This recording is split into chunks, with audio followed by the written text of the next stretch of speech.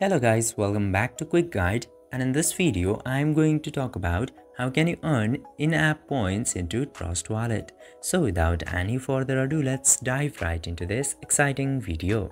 Now, in order to do that, you just simply have to open your Trust Wallet application. And after opening the application, simply unlock it, and after that, this homepage will appear into your screen. You just simply have to tap to this Discover section at the bottom right corner. And after going into Discover section, you will get this in-app quest section into very top. Now, in order to get the quest, you just simply have to tap to Start button, and then it will give quest into this page. Now you just simply have to tap to Start into any of the quest, and it will verify your quest.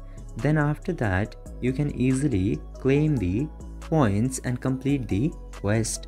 This way you can easily complete the quest and claim the points into your Trust Wallet. I hope this video was informative for you. If yes, don't forget to like, share and subscribe to the channel to never miss another update. Thank you for watching the video.